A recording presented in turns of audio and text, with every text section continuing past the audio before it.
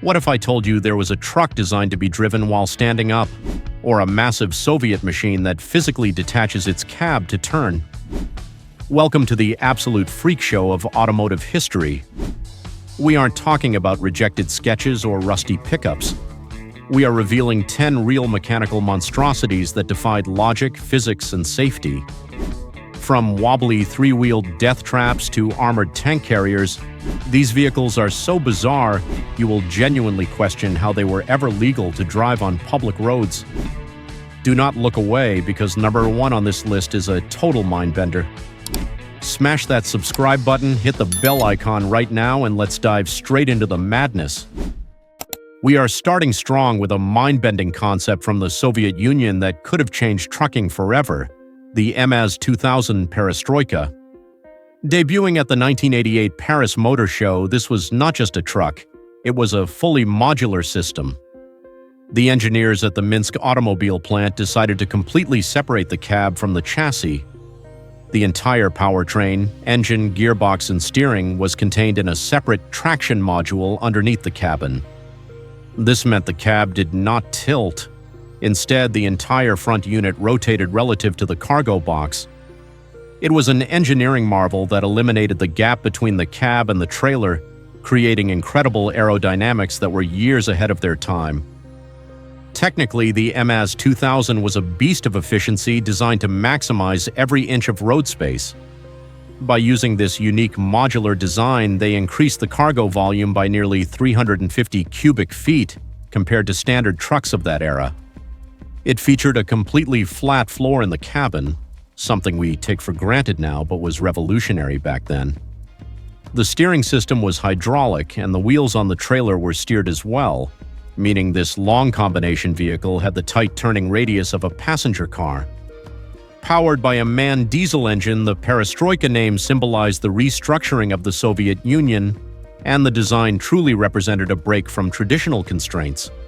Sadly, the MAZ 2000 is a massive what-if story in automotive history.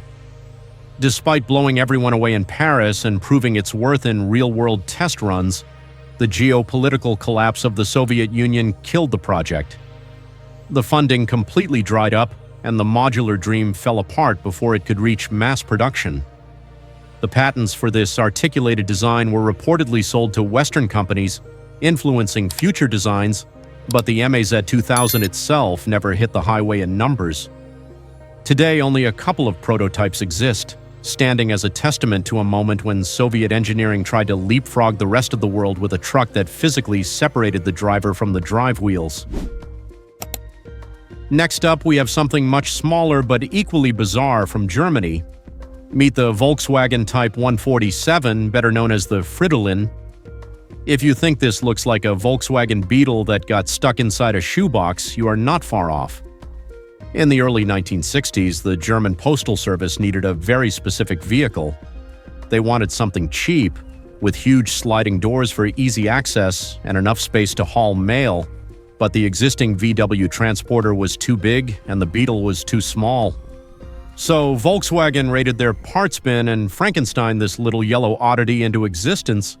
It is arguably one of the cutest yet weirdest proportions ever seen on a delivery van. The engineering behind the Fridolin is a masterclass in recycling parts to solve a problem. It sits on the chassis of a VW Karmann Ghia because it was wider than the Beetle, providing better stability. The engine is the standard air-cooled flat-four from the Beetle, located in the rear, which meant the cargo floor had to be raised to clear the motor. But the most distinct features were those sliding doors. They were heavy, clunky, and absolutely essential for mail carriers jumping in and out hundreds of times a day. The bodywork was sharp and angular, a complete departure from the curves of the Beetle, giving it the aerodynamics of a brick and a top speed of just around 60 miles per hour. Despite its awkward looks, the Fridolin became a cult classic in Europe. Between 1964 and 1974, over 6,000 were built, mostly for the German and Swiss postal services. Because they were government workhorses, most were driven into the ground and scrapped, making them incredibly rare today. Seeing one on the streets of the US is almost impossible, but when you do, it draws a bigger crowd than a Ferrari. It is a reminder of a time when manufacturers would build a completely unique car just to solve a very specific problem for a government contract. It's ugly, cute perfection that collectors now pay serious money to own. Crossing the channel to Great Britain, we find the Morris J-Type, a van that looks like it drove straight out of a vintage cartoon. Produced from 1948 to 1961, this van is affectionately known as the Pear Drop due to its bulbous, sweeping design. In the post-war era, Britain needed to get its economy moving again, and the J-Type was the answer for local bakers, florists, and milkmen. Look closely at the front. The grille is huge and vertical, the headlights sit on the fenders like frog eyes, and the windshield is split. It has a charm that modern vans simply can't match, but driving it was a different story entirely. The layout of the Morris J-Type is primitive by today's standards and quite punishing for the driver. It used a small 1.5-liter side-valve engine derived from the Morris Oxford car. The engine was located inside the cabin, sitting right between the driver and the passenger. In the summer, this meant the cabin became a sauna, cooking the driver as they worked. Even weirder, it had sliding front doors, a common theme for delivery trucks, but these doors slid externally along the body. This was great for tight London streets, allowing drivers to keep the doors open for ventilation, which was necessary given the engine heat. The driver sat directly over the front wheels in a forward control layout, which gave great visibility but zero protection in a crash. The 3-speed gearbox was notorious for being tricky, requiring a skilled hand to navigate without grinding gears loud enough to wake the neighborhood. Today, the Morris J-Type is an absolute icon of British culture. A fully restored J-Type in original livery, like the famous Royal Mail Red, can fetch serious money at auctions. It represents the optimism of the 1950s, wrapped in a curvy steel shell that prioritized style and utility over driver comfort. It is quirky, slow, and undeniably one of the most recognizable silhouettes in history. Now let's look at Germany's strange attempt to turn three-wheelers into four-wheelers, the Tempo Wiking. Produced from 1953 to 1955, this vehicle looks more like a beached boat than a commercial truck. Tempo was famous across Europe for their wobbly handseat three-wheelers, and the Wagon was their desperate attempt to create stability and safety with a four-wheel design. However, even with the added wheel, they kept the insane heart of the old line, a tiny, noisy 450 Zamacy two-stroke engine borrowed from Heinkel aircraft technology, creating a combination like no other. The weirdness of the Tempo Wiking lies in the contradictory mix of chassis design and drivetrain. It was front-wheel drive, FWD, with the entire engine and gearbox packed into a low, stubby nose, creating a very distinctive and comical fish-mouth look. When running, the two-stroke engine screamed like an angry chainsaw, puffing out clouds of blue smoke typical of oil-mixed gasoline. Even though having four wheels helped it tip over less, it still offered a raw, vibrating driving experience, making the driver feel like they were piloting an oversized tin toy rather than a serious cargo truck. Although the Tempo Wiking was safer than its infamous three-wheeled predecessor, it was still a marvel of post-war minimalism. It lacked basic amenities, even a fuel gauge. You had to stop and use a dipstick to check if you had gas. The top speed was only about 45 miles per hour going downhill, making driving it on a modern highway today a truly suicidal act. The Wiking is a fascinating link between dangerous three-wheelers and modern trucks, a testament to an era when simply having four wheels was considered a high-end luxury feature. If the Tempo wasn't enough, we have its arch-rival, the Goliath GD 750. The name Goliath is deeply ironic for such a small, three-wheeled machine. Produced by the Borgward Group in the late 40s and early 50s, this was another desperate solution for post-war transport. Like the Tempo, it featured a single front wheel and a truck bed in the back. However, the Goliath was marketed as a more robust, heavy-duty option.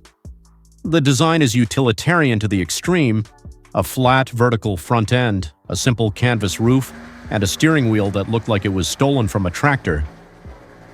Under the hood, or rather under the seat, The Goliath GD750 typically ran on a small two-stroke engine, producing barely enough horsepower to climb a hill. The driving experience was visceral. The vibration from the engine would rattle your teeth, and the lack of sound insulation meant you heard every explosion in the cylinders. What makes the Goliath interesting is that it was surprisingly capable, with a payload capacity of nearly 1,650 pounds. That is practically its own weight. It was a true workhorse that helped rebuild German cities from the rubble, carrying bricks and mortar where larger trucks couldn't fit. Eventually, the economic miracle of the 1950s meant people could afford four wheels. The Goliath GD750 became obsolete as safety regulations tightened and drivers demanded vehicles that didn't threaten to flip over at every roundabout. Goliath eventually moved to four-wheeled cars, but the GD750 remains a symbol of resilience. Collectors now love them for their quirkiness. Watching one of these chug along at a car show is a delight. It puffs blue smoke, makes a distinct ring-ding-ding sound, and looks like a mechanical insect. It is a piece of history you have to respect, even if you wouldn't want to drive it on a highway. We are heading back to the USA for an absolute legend, the Divco Twin. If you grew up in America between the 1940s and the 1970s, this is the milk truck. The shape is unmistakable: a rounded snub-nosed front, a split windshield, and an Art Deco grille that gives it a friendly face. But the weirdness of the Divco isn't just in its looks, it's in how you drove it. These trucks were designed for multi-stop delivery routes, meaning the driver had to get in and out hundreds of times a day. To make this easier, Divco engineered a system where you could drive the truck while standing up. Yes, you heard that right. The Divco featured a dual control system. You could sit and drive like a normal person for long distances, or you could stand on the low floor and operate the vehicle. The throttle and brake were often duplicated or mounted on the gearshift column, a twist-grip throttle, so the milkman could roll between houses without constantly sitting down. The chassis was incredibly heavy-duty, allowing these trucks to carry thousands of pounds of glass milk bottles and ice. They were powered by reliable engines like the Continental Inline 4 or 6, geared extremely low because they rarely exceeded 40 miles per hour on their routes. The longevity of the Divco is insane. The basic design barely changed for decades because it was perfect for its job. You will see these in old movies, and many have been converted into hot rods or promotional vehicles today. But stock examples are mechanical marvels of specific use engineering. The twin in the name referred to the twin pedal arrangement in earlier models, or the twin coach construction style. It is a vehicle that prioritized the worker's efficiency above all else. It's quirky, nostalgic, and arguably the most recognizable delivery truck in American history, representing a bygone era of door-to-door service. Let's look at the DKW Schnelllaster, also known as the Rapid Transporter. Launched in 1949, this van looks like it is melting. The front end slopes down dramatically, creating a continuous aerodynamic line from the roof to the bumper. But the Schnelllaster is on this list because it was quietly revolutionary. While everyone else was building rear-wheel drive trucks, DKW decided to put the engine in the front and drive the front wheels. It was one of the first reliable front-wheel drive vans, a layout that is now standard for almost all modern delivery vans like the Ram ProMaster. By putting the engine and drive wheels at the front, DKW created a completely flat cargo floor in the back. There was no driveshaft tunnel running through the middle, meaning you could load cargo much lower to the ground, just 15 inches high. The engine was a pre-war design, a two-cylinder, two-stroke motor that was simple but loud. The Schnelllaster name was a bit of optimistic marketing, as it wasn't particularly fast, struggling to reach highway speeds.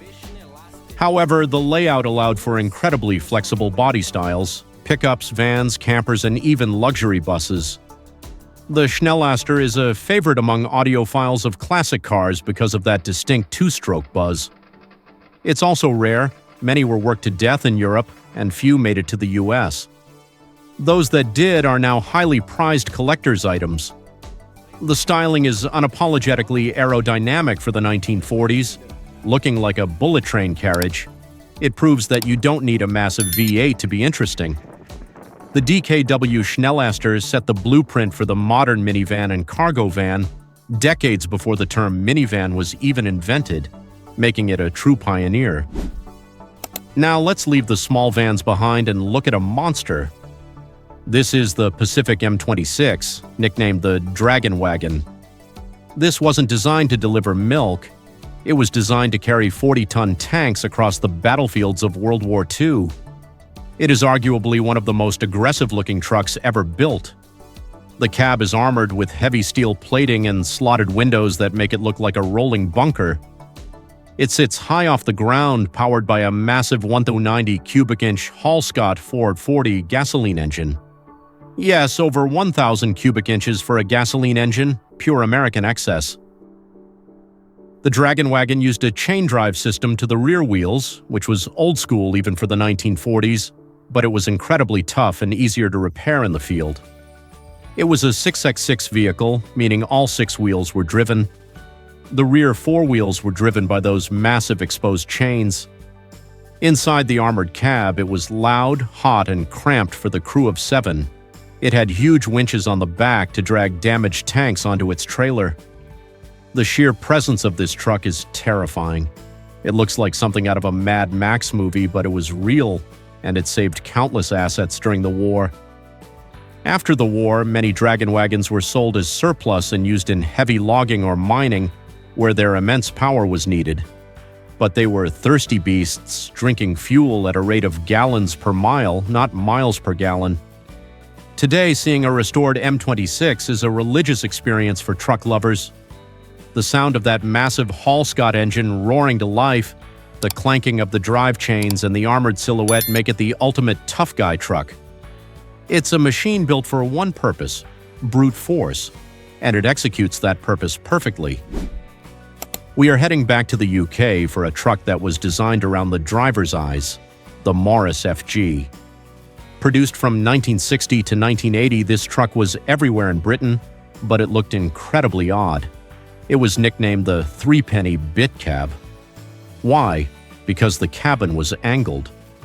Instead of a square box, the rear corners of the cab were cut off diagonally, and the doors were mounted on these angled sections. This gave the cab the shape of a threepenny coin. But this wasn't just for style, it was a brilliant safety feature designed for the narrow streets of the UK. The angled doors were suicide doors, hinged at the rear, but because of the angle, when you opened them, they didn't swing out into traffic. They stayed within the width of the truck's body. This was perfect for narrow streets and prevented drivers from getting their doors taken off by passing cars. Furthermore, the Morris FG had curb view windows, extra windows located low down near the driver's feet in the front corners. This allowed the driver to see exactly where the curb was, making parking this commercial truck incredibly easy and preventing damage to the wheels. Despite these clever features, the Morris FG was a bit of a torture chamber to drive. The engine was essentially in the cabin with you, under a thin metal cover, so it was noisy and hot. The gear stick was awkwardly placed and the suspension was stiff. But it was a workhorse. It served as a bread van, a tow truck, and a general utility vehicle for decades. Its threepenny bit shape is a prime example of form following function. It looks weird to us now, but every angle on that truck was calculated to help the driver navigate the tight, congested streets of 1960s England. Finally, we end with the grandfather of American heavy trucking, the Mack AC. This truck is the reason Mack has a Bulldog as its mascot. Built from 1916 to 1938, the AC is instantly recognizable by its snub nose. Unlike modern trucks with a big grille in front, the Mack AC had its radiator mounted behind the engine right in front of the driver's windshield. This gave the front end a sloping, tapered look, protecting the radiator from damage during WWII battlefields and construction sites. It was a design born from the necessity of war and hard labor. The Mack AC was chain-driven, a feature Mack stuck with long after others switched to drive shafts simply because it was durable. During World War I, British soldiers testing the truck were amazed by its tenacity in the mud. They said it had the appearance and the attitude of a British Bulldog, tough, short-nosed, and impossible to stop. The name stuck, and Mack adopted the Bulldog as their official logo. The hood was made of sheet metal that flared out to the sides, giving it broad shoulders. It looked muscular and ready to fight, embodying the spirit of early American industry. Driving a Mack AC was a workout. It had no power steering, mechanical brakes that required a heavy foot, and a transmission that required double clutching perfection. But it built America. It built the dams, the roads, and the skyscrapers of the Roaring '20s. When you look at a Mack AC, you aren't just looking at a weird old truck. You are looking at the machine that defined the reputation of American trucking for a century. It is the ultimate classic, a mechanical legend that proved ugly can be beautiful if it gets the job done right. From the modular Soviet giants to the tiny German three-wheelers, these trucks show that automotive history is full of surprises. They might be weird, but they paved the way for the vehicles we drive today. Which one was your favorite? Let us know in the comments. If you enjoyed this ride, don't forget to hit like and subscribe for more amazing car stories. Thanks for watching, and see you next time.